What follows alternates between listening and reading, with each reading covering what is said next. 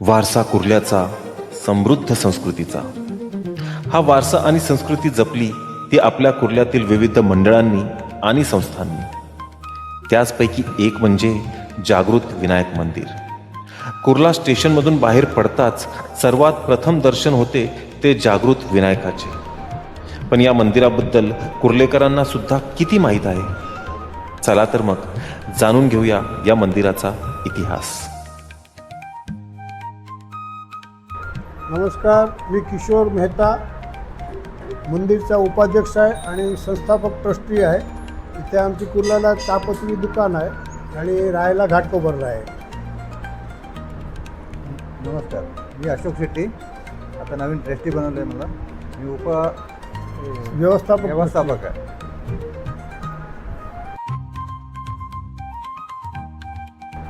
मंदिराची सार्वजनिक खूप वर्ष होती. नंतर 1991 मध्ये मंदिरची स्थापना केली.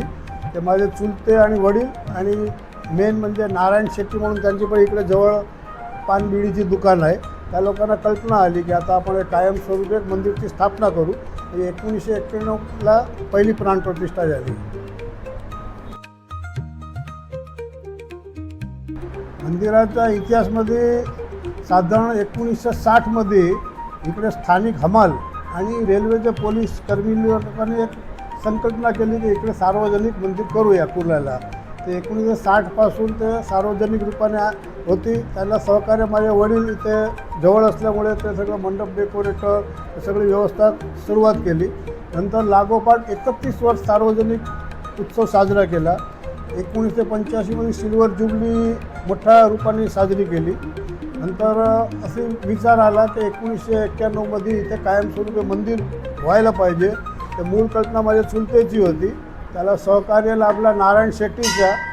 आणि मेन व्यवस्था म्हणजे मंदिरची जी जागा होती ते इकडे मार्केटमध्ये लक्ष्मणराव यादव मंदिर ते आता कैलासवासी श्री विजय यादव याने या वस्तूला चांगला सपोर्ट केला. आणि ते रेल्वेची जागा जिथे म्युन्सिपाल्टीची हजेरी लावायची ऑफिस होती ते ताबा आम्हाला दिला आणि तिकडे 1991ला आम्ही मंदिरची कायमस्वरूपी स्थापना केली. विजय यादवच्या सहकार्याने ही सगळं शक्य झालं. नंतर रत्ना शेठ आहे, इकडे बापू तेरेखोलकर आहे, ते पण ट्रस्टी आहे. ते रेल्वेची काही अडचणी त्यांनी सगळी हातभार लावला सगळं. आणि 91पासून त्या मंदिरची स्थापना झाली.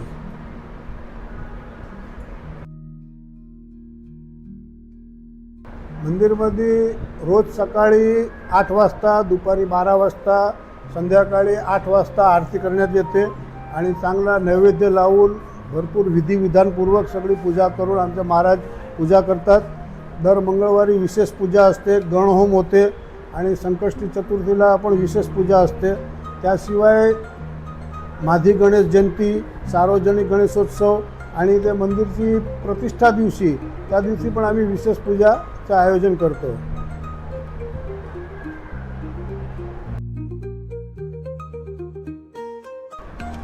आपल्या मंदिरामध्ये आता जवळपास काय खर्चाचा जे काही विषय होता तर वरती तो पहिल्या माळा बनवला. खूप चांगल्या पद्धतीने आपल्या लोकल आमदारने सगळं चांगला सपोर्ट केला.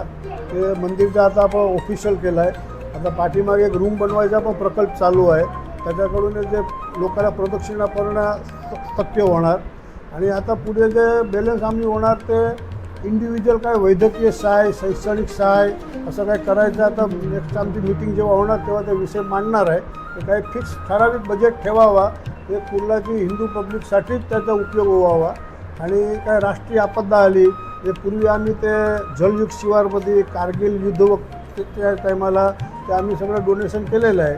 पण नंतर ते खर्चाच्या प्लॅनिंगमुळे ते सगळं थांबवलेलं. आता आम्ही पुढे परत ते डोनेशन कुठला चांगला मार्गाने देता येते आपल्याला, जिथे कुर्ल्याला आपल्याला पब्लिकला चांगला त्याचा लाभ भेटला पाहिजे त्या पद्धतीने आम्ही विचार करतो आहे.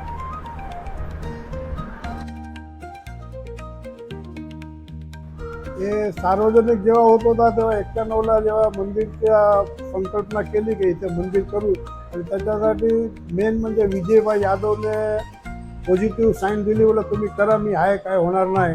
तेव्हा तुमचा माझे चुलते वडील नारायण शेठ होते, रत्ना शेठ होते. काय ठेवा त्या टायमाला सिद्धिविनायक मंदिर पण खूप प्रख्यात होता. आणि आमची कल्पना होती की कुर्ल्याला पण लोकांना खूप हिंदू लोकांना एक जागृती यावं आणि मला सुचलं नाव जागृत विनायक आणि ते मी प्रस्ताव ठेवला आणि सर्वांना ते ठेवला बा आपण श्री जागृत विनायक मंदिर या नावाने आपण ट्रस्ट रजिस्टर करू आणि त्या पद्धतीने आम्ही श्री जागृत विनायक नाम मंदिर उभारणी केली आणि त्या नावाचा ट्रस्ट स्थापन केला.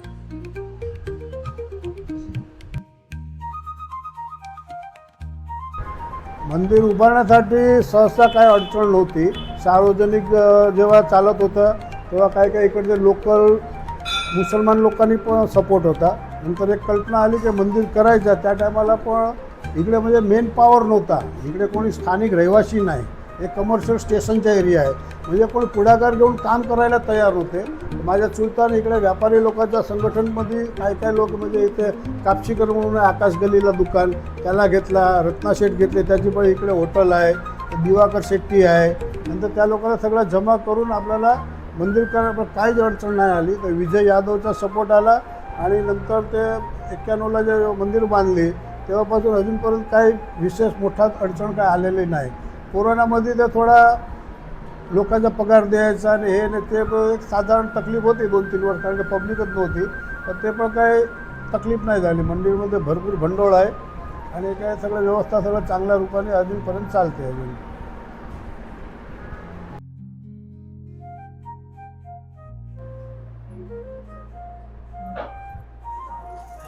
प्रभु जी, आप मंदिर में कितने सालों से आप यहाँ पे आ रहे हैं? 20-22 साल हो गया है. 20-22 साल से आ रहे हैं हम लोग इस मंदिर में. तो मंदिर में आने के बाद आपको कैसा लगता है? साक्षात देव यहाँ पे है, उनका दर्शन करके ऐसा शुरुआत यहीं से होती है हमारी. सुबह में जैसे आएंगे तो पहले यहाँ से शुरू करके फिर बाकी काम सब अपने आप हो जाता है. शाम को सेम ऐसा लगता है स्वयं परमेश्वर में हमारे साथ में जाते हैं. गणेश जी पापा स्वयं हमारे साथ जाते हैं यहाँ से वहाँ तक. माता जी, आप कुछ बताना चाहेंगे? अच्छा लगता है, शांति मिलती है.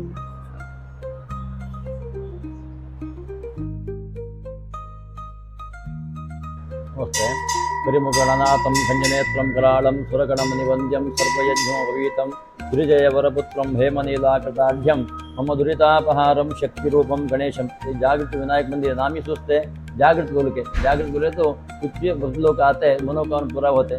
सवेरे 6 बजे मंदिर प्रारंभ होते, 6:30 बजे पंचामृता अभिषेक होते, 8 बजे आरती होते, दोपहर को 12 बजे आरती होते, रात शाम को 8 बजे आरती होते हैं. 9 बजे गणपति होम बोल के एक विशेष सेवा है गणपति होम बोल के. आदमी लोग का इष्टार्थ सिद्धि के लिए 9 बजे गणपति होम अष्टद्रव्य से आहुति देके गणपति होम होते हैं. रोज तो 1000 से 1500 आदमी लोग आते हैं. मंगलवार विशेष है, आदमी लोग के दर्शन करके लोग मन में क्या इष्ट है भगवान के सन्निधान में भक्त लोग को आके प्रार्थना करके जाते हैं, वो सिद्धि भी हो जाती है.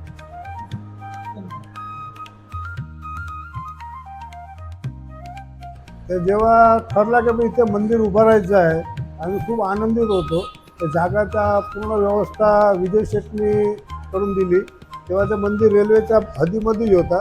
तिकडे चांगला आम्ही कलर करून सगळं मोठा रूप दिला आणि ते परेलला याच्यासाठी पंचधातूची मूर्ती बनवायची असं ठरवला.